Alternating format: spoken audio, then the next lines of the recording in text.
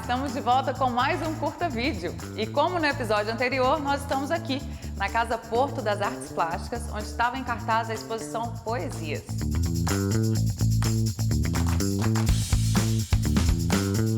A exposição celebrou os 24 anos da Associação dos Ceramistas do Espírito Santo, Cerames, através do trabalho em esculturas, painéis e peças utilitárias de 29 artistas, revelando a riqueza do olhar artístico local, materializado em argila e talento.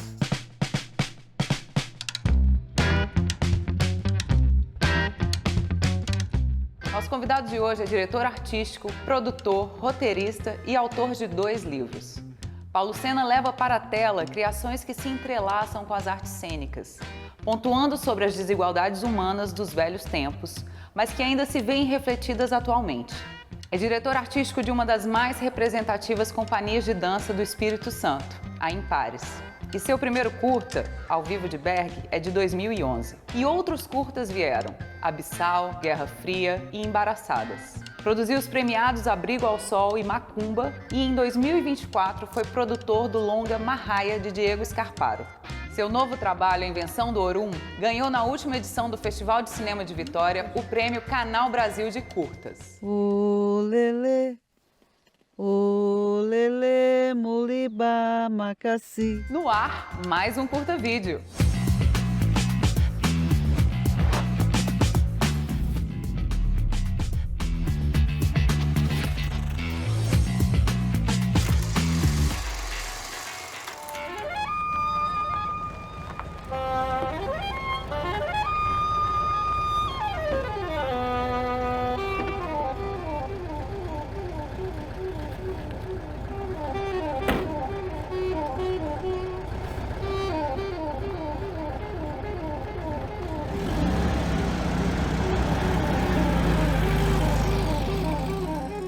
Paulo, seja muito bem-vindo no nosso programa. Eu que agradeço o convite. Queria começar essa conversa falando do seu trabalho mais recente, o filme A Invenção do Orum, que foi lançado e premiado no Festival de Vitória desse ano. Como é que foi a sensação de lançar o filme aqui no estado e receber essa premiação?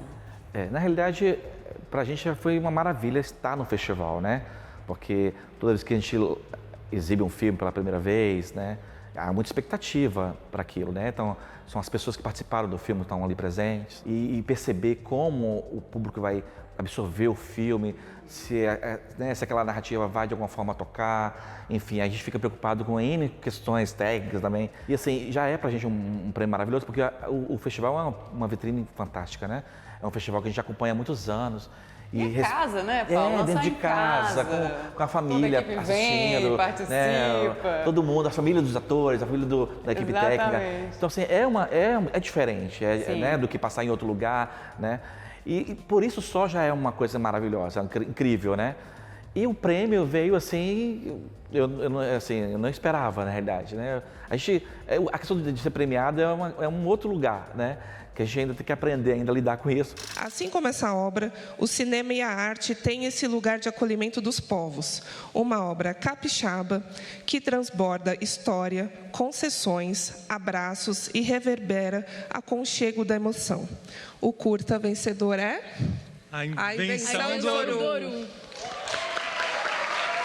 E eu espero que essa história possa emocionar um pouco todo mundo, um pouquinho, né? Porque é uma história que fala sobre redenção entre a gente que é gay e que temos nossas questões. A gente sempre busca uma ida, um retorno ao que a gente foi, de onde a gente veio, para entender para onde a gente vai. O que dá para contar da história, sem dar muito spoiler? Assim? Então, é sobre uma performance, uma artista, uma drag queen, que né, já 60 mais, né, assim, já experiente, que ela retoma para a cidade dela, onde ela nasceu, para entender por que ela foi embora de lá. Eu sempre conto esse é o ponto de partida do filme. E aí ela ela encontra com os pais dela, diante dela nascer. E aí é uma conversa entre ela e os pais, ela com a mãe, ela com o pai, e tentar resolver essas questões que estão muito presentes na gente, né? Que é tudo que a gente vive hoje, nossas questões maiores, né? Sim, são da questão da origem, né? Tá lá atrás, né? Então também um processo meu do inconsciente, né? Enfim, de buscar resgatar essa redenção interna e suas relações com a própria família. Então o filme fala sobre isso, sobre a relação dela com o próprio pensamento dela e com a própria família dela, sobre as coisas que ela passou e para onde ela vai. Então, para ela ir para algum lugar, ela precisa entender de onde ela veio. Então o filme fala muito sobre isso. Dei muito tempo que não vi um vestido assim. Gostou? Ah, fui eu mesmo que fiz. Eu aprendi com minha mãe quando era novinha. Ela amava esses vestidos. Eu já tive um parecido, quando casei. Mostrava uns brilho na barra. Mostrava o colo assim, bem pouquinho, sabe? Eu botei cabelo pra trás. Ele era grande. Eu era menina. Nem tinha peito direito. Também nós temos peito. Isso são de borracha. Seu sorriso é tão bonito. E o título do filme? Como que veio essa ideia? O projeto, ele tinha o nome do projeto inicial era A Invenção do Céu, porque se fala dessa reinvenção da sua própria história. E durante o processo também do filme, né, todo o trabalho de arte, incorporando esses elementos colaborativos de todo mundo, eu percebi, gente, é um elenco formado totalmente por pessoas negras, né? Então eu queria tornar o projeto ainda mais afirmativo. Assim, gente, eu preciso mudar o nome do filme. É uma sensação que eu tinha, sabe, com o roteirista, essa liberdade de mudar esse nome. E aí a gente coloca o Orum, que na realidade é céu. É a mesma ideia em Urubá, significa céu, mas daquele lugar de que tudo que acontece no mundo paralelo reverbera aqui. Né? E aqui e inversamente também. E vai ficar muito mais simbólico o projeto, essa mudança. E aí os patrocinadores permitiram, né, a mudança, e eu acho que foi uma mudança bem positiva.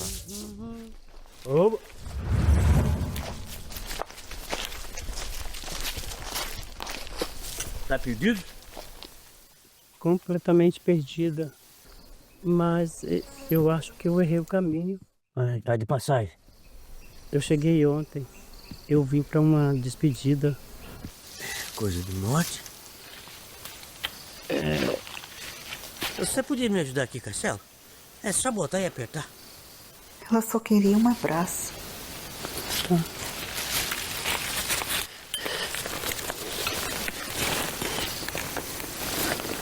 Vamos falar um pouquinho da Jéssica, assim, Vamos. porque eu fiquei muito impressionada com o trabalho dela.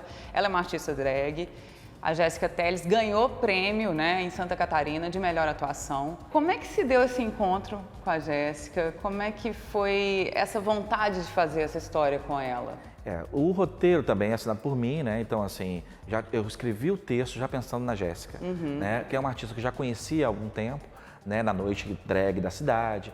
Então, eu já acompanhava ela nas apresentações. E sempre foi muito performática, né? A Jéssica, ela sempre foi muito forte no palco, ela tinha uma presença muito poderosa. E eu sempre assim, cara, no dia que eu for fazer um roteiro que seja de uma drag, vai ser ela. E aí esse momento aconteceu, eu me vi construindo um roteiro com essa estrutura.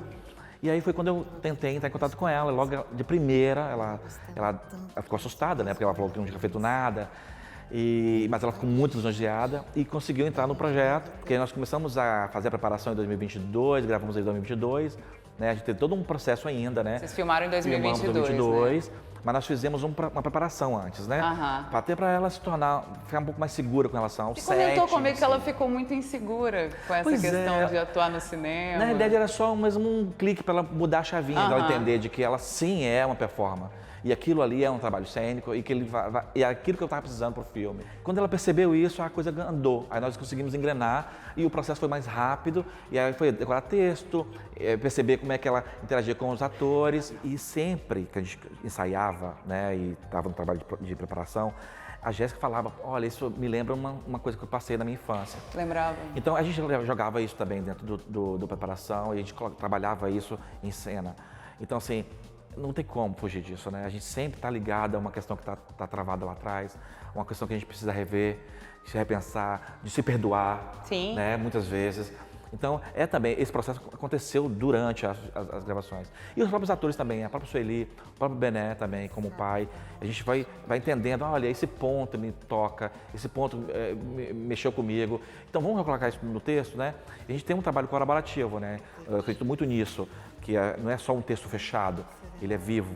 Então a gente precisa, eu gosto desse processo como ator. Então o ator traz um elemento, né? O diretor de arte traz outro, que eu acrescento aquilo e a gente joga para a cena também. Aquele caldeirãozinho. Vira um caldeirão muito legal. E aí o próprio fotógrafo também entra, aí vem a figurinista. São essas camadas que faz o filme se tornar aquilo que a gente vê, né? E assim, e dar essa oportunidade de a gente poder conversar sobre isso, para mim é sensacional. Ficava imaginando, se ela soubesse das coisas, que eu queria ver ela crescer.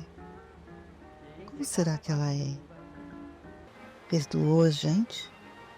Se ela pegasse a estrada até aqui e pudesse ver tudo como foi. Na Invenção do Ouro, a gente sente uma química muito boa entre os atores, assim, de troca real, de atuação. Como que foi esse encontro? Foi um grande desafio, sim, para o projeto, porque a gente tem a Sueli Bispo, né, que é uma atriz já veterana no cinema, né, muito generosa, por sinal. O Bené, que é o Bené Freire, que faz o pai, né, ele tem uma experiência pequena ainda no cinema, assim, ele fez só Bené de teatro, do teatro, né? E aí ele veio para o cinema também. E a Jéssica era a primeira vez dela no cinema. Então, assim, são 3 realidades totalmente diferentes. E a gente precisava colocar isso todo mundo, nivelar, né? Uhum. E a gente fez um processo de preparação com todo mundo, sabe? E ali eu consertava o texto, ajustava o texto, que é aquela questão que a gente fala sobre burilar o texto, e também tornar os atores com esse olhar um pouco mais próximo. Porque quando se fala de família, eles precisavam ter alguma conexão antiga. Que é difícil fazer de estabelecer essa relação, sabe? E aí nós fizemos preparação dentro do teatro do Sônia Cabral, aqui em Vitória. Quanto tempo vocês tiveram nessa Nós ficamos mais ou menos 3 meses fazendo preparação.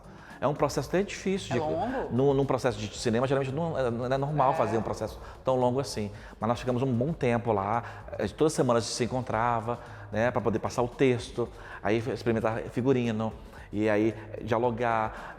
A Sueli assumiu essa preparação também, né? Ela colocou essa preparação, abraçou. E você juntou. disse que a Sueli trouxe elementos que te modificaram a montagem depois. Sim, assim, porque depois do filme pronto, né? A gente vê o resultado final e a gente percebe que poderia ter uma coisa a mais no processo. Então, o off que a gente assistiu o filme, ele não estava no roteiro inicial. Olha, não estava. É uma curiosidade do filme, não estava no projeto inicial.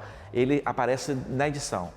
Né? Eu precisava explicar um pouco melhor sobre essa relação da mãe com a filha. E aí eu quis mudar um pouco a perspectiva da narração, colocando na mãe esse olhar. E aí foi quando a gente fez um novo texto, e ela fez de novo, a gente gravou novamente a cena dela gravando o off. Aquele longo texto foi colocado depois. Momento. E aí faz todo sentido para o filme, sabe? Acho que ele conseguiu, eu sempre falo que ele conseguiu de alguma forma emoldurar a narrativa, né? Ele conseguiu conectar. Eu não tinha pensado que teria vindo depois, porque parece tão fundante. Pois é, mas ele estava no subtexto do texto do projeto como um todo, mas eu quis meio que sublinhar mesmo com esse off, para a gente conseguir moldurar mesmo a narrativa. Não sei se aguentar ver a minha menina não lembrar de mim, nem da gente. Prefiro pensar que ela vinha me procurar porque eu tinha que vir. De saudade aperreada, porque seria doído demais não voltar. Que fosse só para entender que a vida é uma despedida ligeira. E é tudo isso de uma vez só. Porque às vezes a gente esquece. Some no juízo e aí não tem mais jeito. Mas aí a gente inventa. A gente inventa tudo de novo.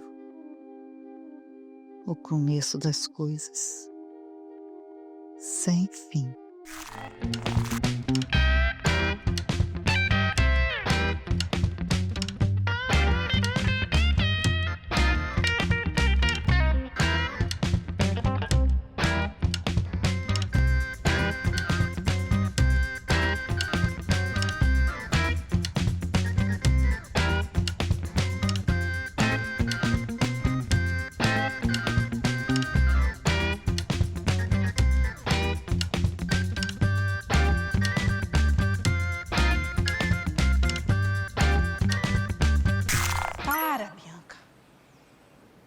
Não força a barra, não, tá?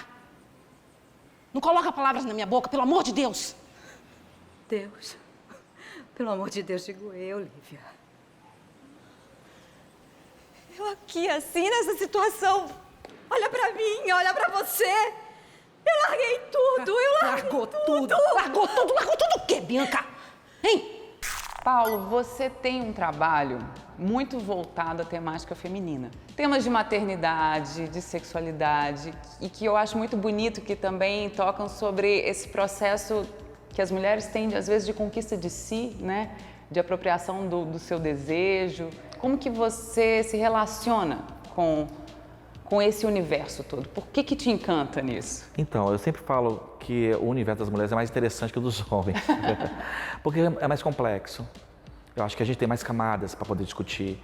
Então, sempre quando eu converso com minhas amigas, com as pessoas, com as mulheres, eu fui criado por mulheres praticamente, né? São 2 irmãs, uma mãe, várias tias e uma avó. E, assim, então, a presença feminina sempre esteve presente na minha vida, né, de alguma forma. Mas eu sempre me encantei com as narrativas femininas. Eu acho que tem mais camadas ali para a gente poder discutir, que eu me identificava muito, né? A gente filosofa mais com as mulheres, assim, é uma sensação que eu tenho.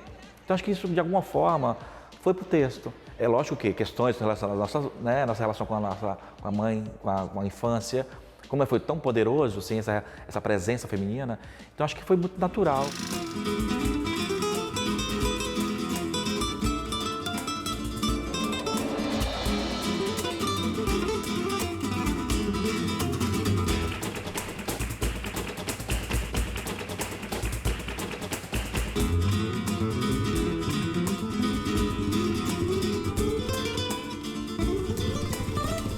E no Embaraçadas, especialmente, é linda a maneira como você mostra a relação das duas, aqueles E Embaraçadas corpos. eu começo com esse processo com Embaraçadas. Meu primeiro filho não tinha muito essa relação, mas Embaraçadas eu começo de fato a assumir esse atravessamento, né? Embaraçadas são sobre 2 mulheres que se apaixonam, né, entre si, são 2 mulheres grávidas, que eu brinco com a palavra embaraçadas em espanhol, com embaraçadas em português.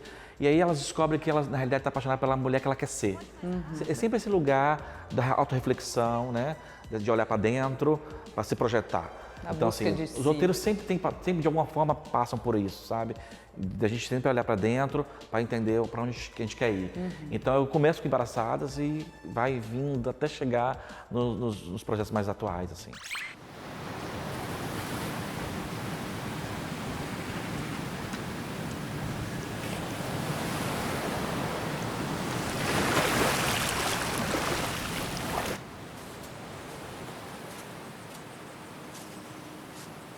Se tem algum segredo na morte, com certeza não está em quem vai embora. Está em quem fica. Além dessa carreira toda no audiovisual, você também é roteirista, é produtor, é diretor de uma companhia de dança que chama Empares Companhia de Dança, uma das mais importantes, né, aqui do Espírito Santo.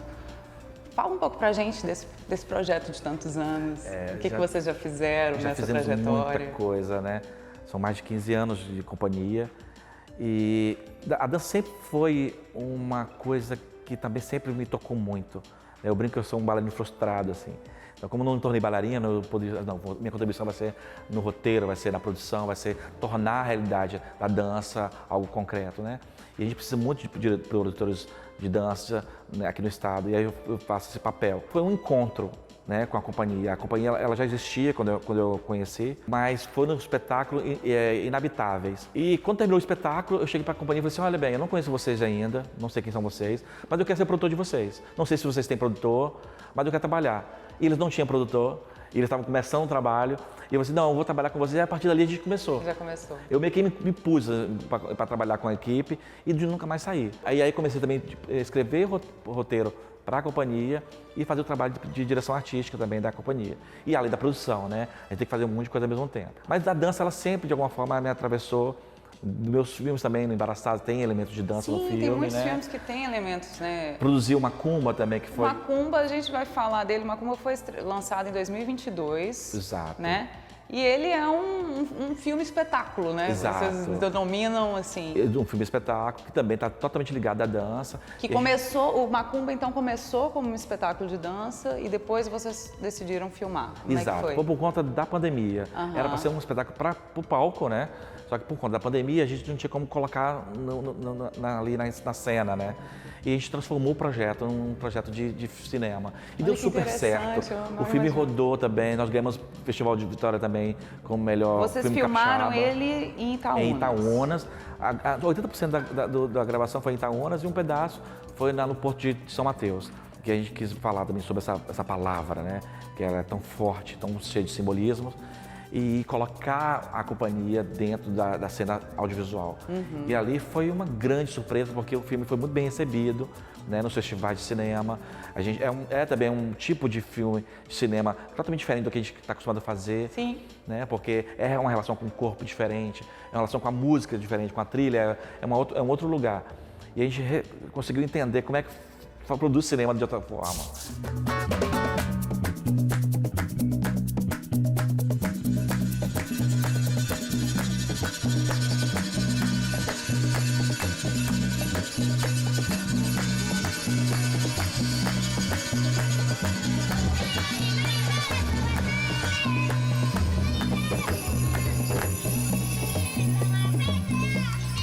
O que você sente, assim, que nessa trajetória toda mudou na sua maneira de fazer cinema? Ou como você se sente hoje em relação a essa maturidade que o tempo vai trazendo? Eu acho que a gente vai com o tempo, tendo um pouco mais de calma. É uma coisa que eu sempre quis ter, que é diminuir minha ansiedade. Porque a gente, quando começa, né, e a gente vê os problemas que acontecem durante as filmagens, que todo filme tem o seu processo, né? E você precisa administrar isso. O diretor tá nesse lugar, não é só fazer um filme. Fazer um filme para o diretor é também entender os problemas, é lidar com as pessoas, é lidar com o financeiro, é lidar com expectativas, né, com frustrações das pessoas, dos artistas, quem está envolvido. Então, quando a gente começa, a gente vai com muito coração, com muita inocência. E agora acho que eu consigo entender um pouco mais do processo, eu fico mais seguro de lidar, escutar, de receber uma crítica ou de absorver melhor o que aquela nuance está querendo trazer para o projeto, para aquelas relações. Então, acho que com o tempo a gente vai ficando mais cascudo nisso, né? Calmo, E fica mais calmo. E a gente ficando mais calmo, a equipe vai ficando mais calma, né? E a gente vai entender melhor quem funciona no set. Porque é isso, é uma família. Quem está todo mundo ali, então você já conhece, as pessoas que estão trabalhando com você, eles já também te entendem. Então a gente consegue caminhar um pouco mais seguro. O diálogo vai mais fluido. Fica mais fluido, fica mais fácil. Que brincadeira de mau gosto é essa? Novamente o sequestrador aparece na janela. Agora temos a imagem deste fotografia. Acorda, você vem aqui, acorda! Paulo, muita coisa já feita e o que a gente pode esperar agora dos próximos projetos? Então, nós acabamos de produzir um curta também, né? Nós estamos agora naquela fase de construção do projeto, para edição. Como é que é o nome do projeto? Chama O Fim do Mundo. O Fim do Mundo. Né, que se passa no período da pandemia, né? Que é um personagem, é uma personagem trans que vai buscar o pai no hospital para ele poder se despedir. Né? Para ela poder se despedir dele, porque ele não pode mais ficar no hospital, porque a pandemia está assolando o Brasil e o mundo. Né? E foi um filme muito bacana, acabamos de rodar, e agora na expectativa de fazer o primeiro corte, que em breve vai ser o primeiro corte. Em breve entrar nesse projeto, então assim, Exato. Lançando Invenção do Ouro e com o Fim do Mundo já. Você não pode parar, né? Assim que é bom. E pra gente finalizar esse bate-papo tão gostoso, o que é cinema para você? Cinema para mim é forma de falar sobre mim mesmo, sabe? Eu acho que é um lugar onde eu posso me emocionar e é um lugar onde nós nos conectamos nessa emoção. Então, acho que eu me entendo como uma pessoa, como artista, com o cinema, desde pequeno, assim, sabe? É um lugar seguro, onde eu posso entender que aquele universo está seguro para mim, onde eu consigo me entender como pessoa, sabe? Onde eu estou feliz. Então, o cinema talvez seja esse lugar para mim. Que lindo! Para mim também é. Mas é verdade. Eu sempre me emocionei muito assistindo o filme, né? Então, é um lugar que eu sempre me senti à vontade, assistindo e agora fazendo. Querido, um prazer imenso bater esse papo com você. Obrigado. Muito obrigada pela presença. Valeu. Obrigado.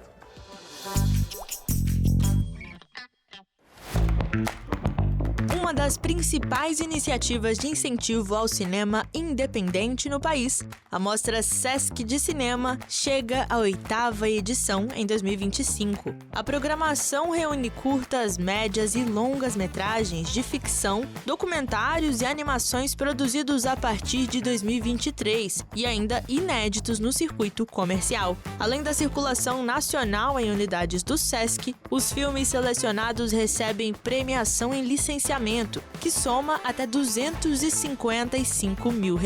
As atividades começaram ontem com a cerimônia de abertura e a exibição do curta capixaba Sola, de Natália Dornelas. Mas ainda dá tempo de acompanhar. Ao todo, serão 3 sessões dedicadas ao público infanto-juvenil e 8 sessões com produções de várias regiões do país. A programação segue até sexta-feira, quando o encerramento será marcado pela exibição do longa capixaba O Deserto de Aquim. Olá, eu sou André Félix, programador do cinema e audiovisual aqui do Sesc Glória, e tenho convite para te fazer.